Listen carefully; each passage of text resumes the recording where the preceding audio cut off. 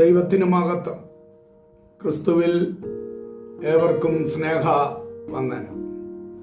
റോമാലേഖനം 3:24 വാക്യം, അവന്റെ കൃപയാൽ ക്രിസ്തുവേശുവിങ്കലെ വീണ്ടെടുപ്പ് മൂലം സൗജന്യമായത്രേ നീതീകരിക്കപ്പെടുന്നത്. കർത്താവ് നമ്മെ നീതീകരിച്ചത് സൗജന്യമായിട്ടാണ്. എന്തെങ്കിലും നാം പകരം കൊടുത്തിട്ടല്ല, നേർച്ചയോ കാഴ്ചയോ അർപ്പിച്ചിട്ടല്ല.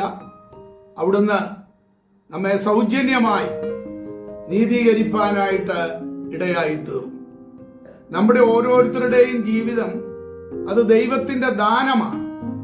ദാനം എപ്പോഴും സൗജന്യമായിരിക്കും. സൗജന്യമായതിനെ മാത്രമേ ദാനമെന്ന് പറയാൻ സാധിക്കത്തുള്ളൂ.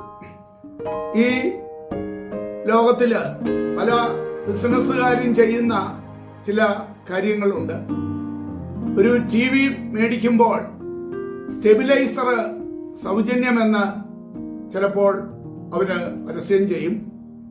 അതേപോലെ സ്കൂട്ടർ വാങ്ങുമ്പോൾ ഹെൽമറ്റ് സൗജന്യം, കാറ് വാങ്ങുമ്പോൾ പെട്രോൾ സൗജന്യം, ഇങ്ങനെയൊക്കെ പറയാറുണ്ട്.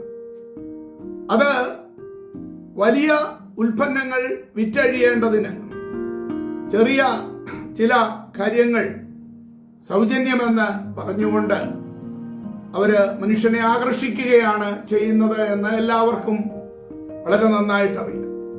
എന്നാൽ ഒരിക്കലും ഒരു ചെറിയ ഉൽപ്പന്നത്തിന് തിരിച്ച് ഒരു വലിയ കാര്യം ദാനമായിട്ട് ആരും കൊടുക്കാറില്ല. ഇവിടെ കർത്താവ് നമ്മെ നീതീകരിച്ചത് തികച്ചും സൗജന്യമായിട്ടാണ്. ദൈവം സൗജന്യമായി നൽകിയ ആയുസിന്റെ വില, ആ വില മനസ്സിലാക്കി ദൈവത്തെ നാം സ്തുതിക്കേണ്ടത് ആവശ്യമാണ്. എത്രയോ അപകടത്തിൽ നിന്ന്, എത്രയോ രോഗത്തിൽ നിന്ന് ഒക്കെ ദൈവം നമ്മെ വിടിവിപ്പാനായിട്ട് ഇടയായിട്ടുണ്ട്.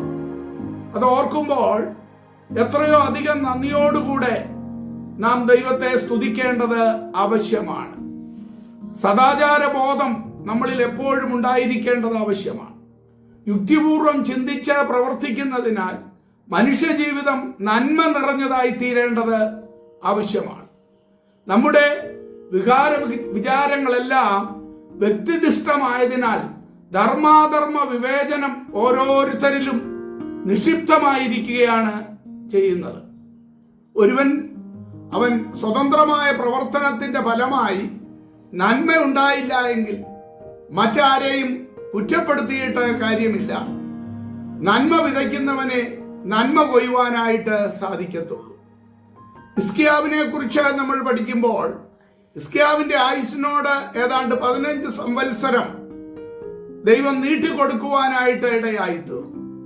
എന്നാൽ ആ കാലയളവിൽ പിന്നീട് ഹിസ്കിയാവ് നിഗളിക്കുകയും അതിന്റെ ഫലമായിട്ട് തന്റെ രാജ്യം മറ്റുള്ളവർ വന്ന് പിടിച്ചടക്കുകയും ആക്രമിക്കുകയൊക്കെ ചെയ്യുന്നത് നമുക്ക് കാണുവാനായിട്ട് സാധിക്കും.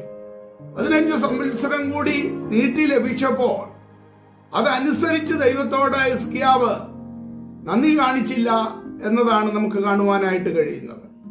അതുമാത്രമല്ല, തനിക്ക് ആ കാലയളവിൽ ജനിച്ചതായ മനശ്ശെ അവൻ ഏറ്റവും ദുഷ്ടനായി തീരുവാനായിട്ടും ഇടയായി തീർന്നു. അതേ പ്രിയമുള്ളവരെ, ദൈവം നമ്മുടെ ജീവിതത്തിൽ നൽകുന്ന ആ സൗജന്യമായി നൽകിയിരിക്കുന്ന നമ്മുടെ ആയുസ്, അത് ദൈവത്തിന് വേണ്ടി നന്മ ചെയ്യുവാനും മറ്റനേകർക്ക് വേണ്ടി നന്മ ചെയ്യുവാനും അനേകരെ ക്രിസ്തുവിൽ വാർത്തെടുക്കുവാനും നിത്യതയ്ക്ക് അവകാശികളാക്കി തീർക്കുവാനുമാണ് ദൈവം നമ്മെ സൗജന്യമായി നീതീകരിച്ചിരിക്കുന്നത് എന്ന് നാം എപ്പോഴും ഓർത്തിരിക്കേണ്ടത് ആവശ്യമാണ്. അതുകൊണ്ട് ദാനത്തിന് അത് വിലയില്ലാത്തതായി കാണരുത്. നേരത്തെ നമ്മൾ പറഞ്ഞതുപോലെ ഈ ലോകത്തിൽ വില കുറഞ്ഞ ചില ദാനങ്ങൾ നൽകി മറ്റ് പലതും വിറ്റഴിക്കുവാനായിട്ട് വിപണി പരിശ്രമിക്കുമ്പോൾ ഇവിടെ കർത്താവ് നമ്മെ നീതീകരിച്ചത് തന്റെ ചങ്കിലെ ചോര തന്നുകൊണ്ടാണ്.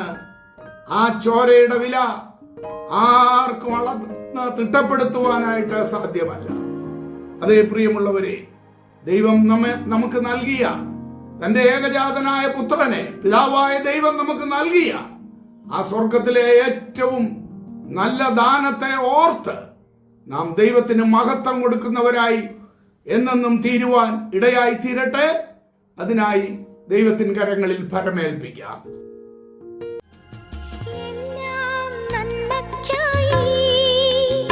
സ്വർഗദാതൻ ചെയ്തിടുന്നു എല്ലാം നന്മയ്ക്കായി. സ്വർഗദാതൻ ചെയ്തിടുന്നു നിർണയമാം വിളി കേട്ടവർക്കും ദൈവത്തിൻ സ്നേഹം അറിഞ്ഞവർക്കും. നിർണയമാം വിളി കേട്ടവർക്കും ദൈവത്തിൻ സ്നേഹം അറിഞ്ഞവർക്കും എല്ലാം നന്മയ്ക്കായി. സ്വർഗ